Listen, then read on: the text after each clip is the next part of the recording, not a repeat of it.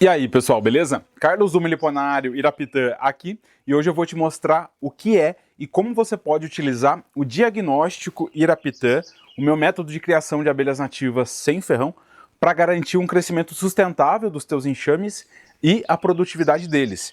Então, quando a gente tem um enxame, adquire ele, seja comprando por meio de ninhos iscas, resgate ou alguma divisão que a gente realiza, a gente está determinando o futuro daquele enxame, que poderia estar em qualquer outro lugar, mas está aqui no Meliponário, onde a gente escolheu para ele. Então nós somos os responsáveis. E a partir daí a gente tem que garantir a mínima qualidade de vida dele, né? Seja deixando ele quietinho lá, ou seja realizando os manejos. Manejos que podem ser necessários, como um reforço ou uma alimentação, para garantir que aquele enxame continue a sua vida, né? Para garantir que ele cresça e evolua, ou os manejos desejados, como uma divisão, multiplicação, coleta de mel, coleta de própolis, levar o enxame para polinização, utilizar o próprio enxame para fazer algum reforço. Esses são os manejos desejados e a gente tem que realizar de uma forma que o enxame não venha aparecer depois desses manejos, como infelizmente pode acontecer. Então tudo isso é intervenção, um reforço, uma alimentação, uma troca de caixa, e para facilitar isso,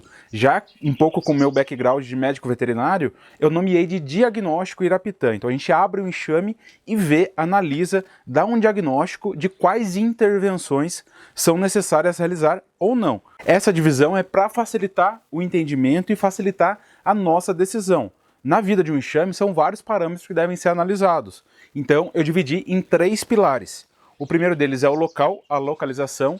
O segundo é a força de trabalho. E o terceiro são os recursos, naturais ou não. O primeiro pilar, todos são muito importantes, né? Mas o primeiro pilar da localização, onde você coloca a sua caixa e a caixa que você coloca o enxame. Então ele tem que estar correto. Você pode adquirir o enxame mais forte do mundo, se você colocar ele no local inadequado, em poucas semanas ou até mesmo dias, o enxame vem a morrer.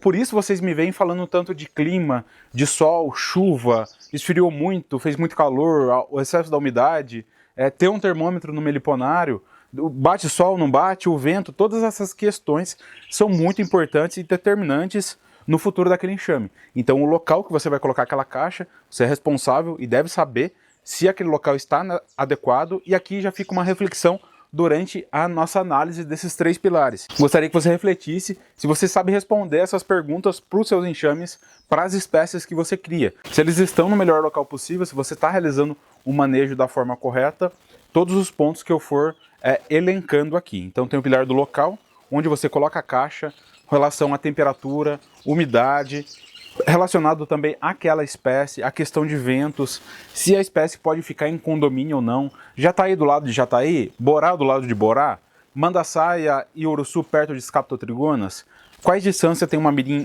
e outra. Então tudo isso é importante para o bom desenvolvimento daquele enxame, né? Como eu falei, somos nós que escolhemos o local que elas vão estar. E a segunda parte aí do primeiro pilar, que é o local, é a caixa.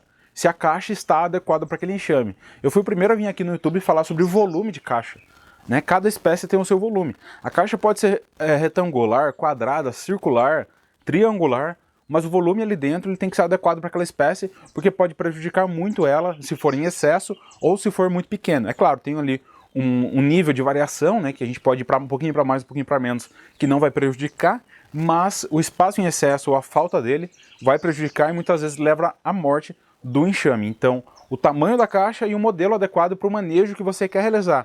Ah, eu quero deixar a caixa tranquilinha ali, vai viver a vida dela, vou posicionar, tem florada por perto e o enxame vai se desenvolver bem, não quero manejar. Então, uma caixa simples, na medida adequada, coloca ali no lugar, o enxame se desenvolve. Ainda com relação ao local, né, o ambiente ao redor.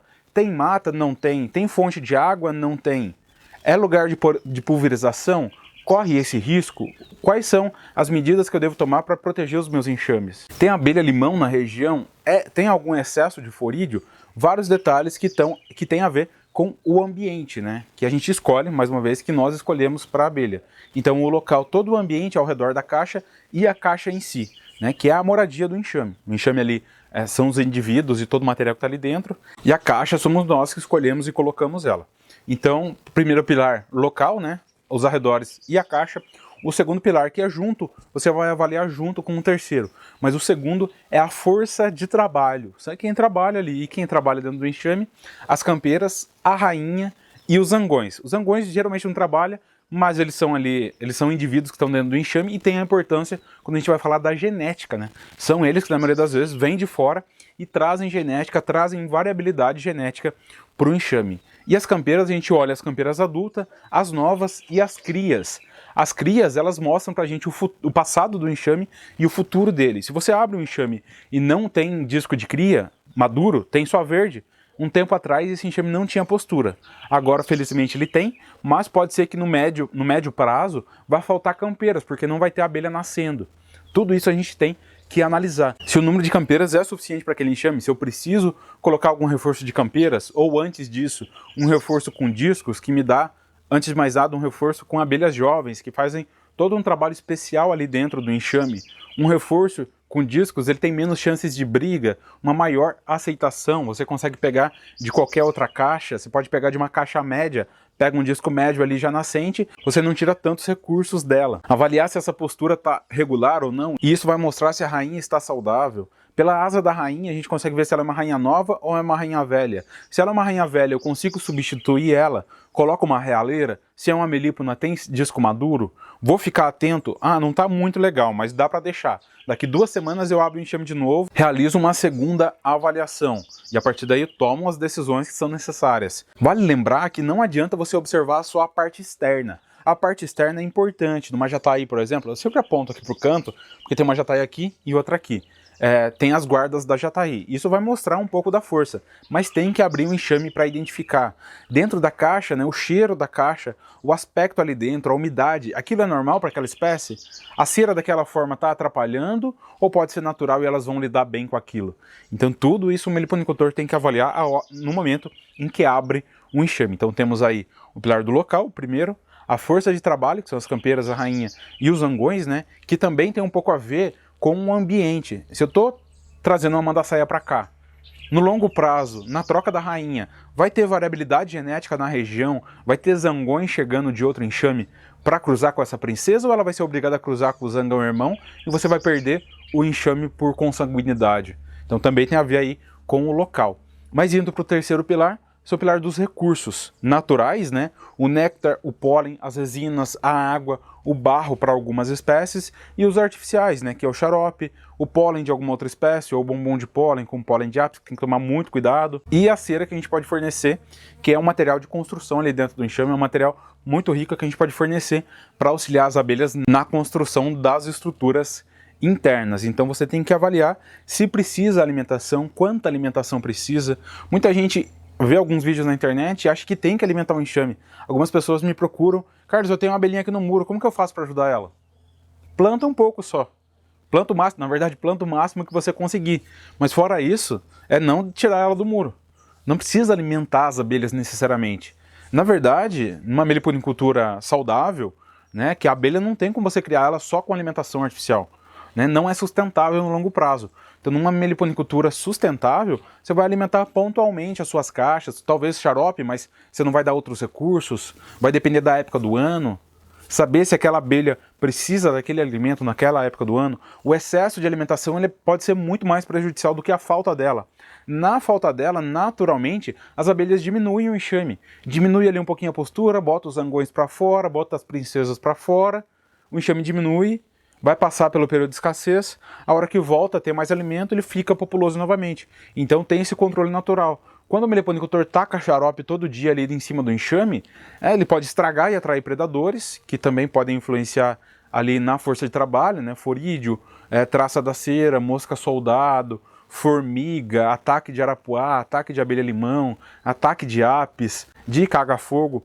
Então, alimentação em excesso, além de atrair predadores, ela pode estragar, né, apodrecer ali dentro, prejudicar muito o enxame, ou pior, a abelha armazenar esse xarope de forma muito rápida, ele fermenta, estoura os potes, vaza mel e atrai mais rápido ainda os predadores que eu falei.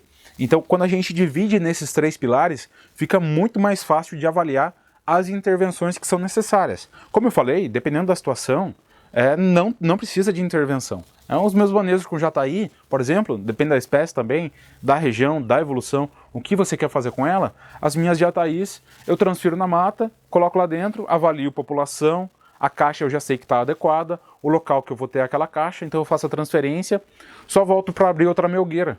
Não faço mais nada com o enxame, por quê? Eu tenho noção de que aquele alimento que estava na isca que eu coloquei para elas é legal, o clima está legal e tem como elas trabalharem, o número de campeiras é suficiente para dar conta daquele recado, eu passei fita suficiente e não vou ter problema com formiga ou com forídeo, tem um pouco de própolis, as abelhas vão vedar as frestas no futuro, e sabendo analisar isso, o meliponicultor bota a cabeça no travesseiro e dorme tranquilo, porque não tem nenhuma preocupação de estar sendo irresponsável ou negligente com o seu enxame, né? Então, quando a gente tem o conhecimento do que deve ser feito e deixamos de fazer isso, isso chama-se negligência e enxames negligenciados acabam morrendo no médio e longo prazo. E quando esses três pilares estão ordenados, estão funcionando corretamente, nós temos o ciclo virtuoso da postura. Nós temos um enxame crescente, um enxame que se não está forte, logo vai ficar. Se está forte, vai continuar mais forte ainda, que é a evolução natural de um enxame de abelhas nativas. A abelha se reproduz por meio da enxameação. A enxameação é um enxame mais fraco, ele vai ficando forte com o tempo, vai crescendo com o tempo. O mesmo acontece com uma divisão. E como que o enxame cresce? Ele cresce mediante esse ciclo virtuoso, um ciclo crescente da postura. Então a abelha rainha, ela coloca o ovo na célula de cria. Essa célula de cria antes, uma abelha operária foi lá e colocou uma mistura de mel e pólen, o alimento larval. Então a rainha coloca o ovo, essa abelhinha vai se desenvolver, vai nascer, ela vai para o campo e vai trazer recurso. Então, quanto mais recurso entrando, mais postura, mais abelha nascendo, mais recurso entrando no futuro, mais recurso entrando, mais postura, mais abelha, mais recurso, e o enxame vai crescendo, né? Quem já conseguiu observar a evolução de enxame de perto, já observou isso. A postura vai aumentando, o número de campeiras vai aumentando, não necessariamente as reservas de mel e pólen vão também, mas a população ela vai aumentando e depois esse enxame ele pode ser um enxame produtivo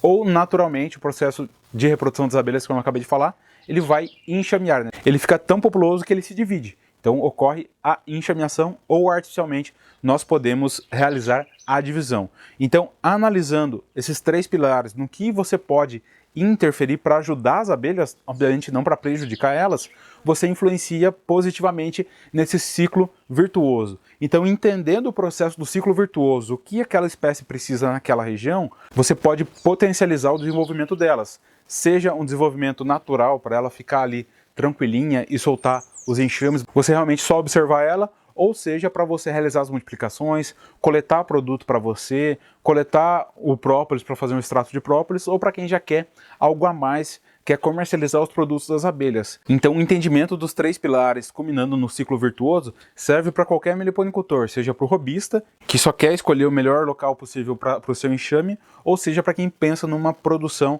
para quem pensa em ter uma renda crescente com as abelhas nativas. E uma analogia que eu gosto de fazer é que se a gente comparar o enxame de abelhas nativas como um indivíduo, comparar ele com um mamífero, o ciclo da postura ele é o batimento cardíaco. Então se ele para no mamífero, o mamífero morre. Na abelha nativa também, só demora mais um pouco.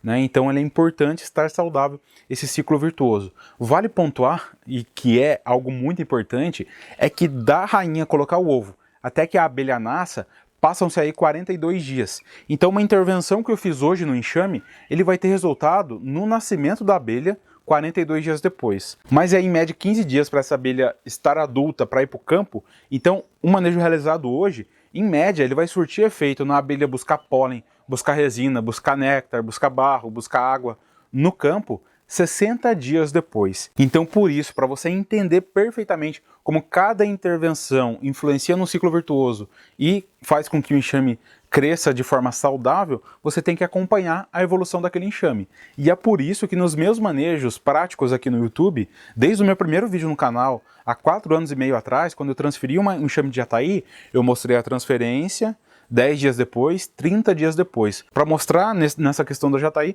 o que aquele manejo resultou no curto e médio prazo.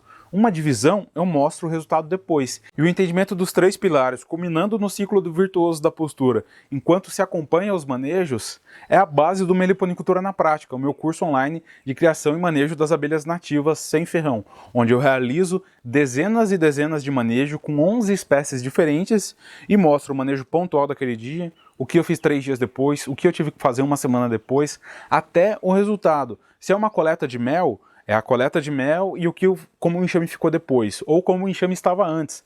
Tem enxames de jataí onde eu acompanhei por mais de um ano. Realizei a transferência, mostrei abrindo a melgueira, depois coletando o mel para mostrar toda essa evolução. Se o enxame estava num bom local, uma divisão de manda-saia comparativa, faz a divisão num dia, reforço quando necessário. Então o acompanhamento ele é fundamental para entender se a intervenção que você está fazendo ou alguma intervenção que alguém está inventando, ela vai surtir efeito positivamente no enxame. E para ter acesso e conhecer o meliponicultura na prática, basta clicar no primeiro link da descrição desse vídeo. Tenho certeza que será fundamental para o manejo responsável dos teus enxames. Para você que está vendo esse vídeo no dia que ele vai ao ar, ou próximo dele, né, esse vídeo vai ao ar dia 18 de novembro, eu tenho uma notícia excelente para você. O Meliponicultura na Prática, pela primeira vez, vai entrar na Black Friday com um desconto super especial. No primeiro link da descrição você vai ter acesso às informações de como aproveitar esse desconto.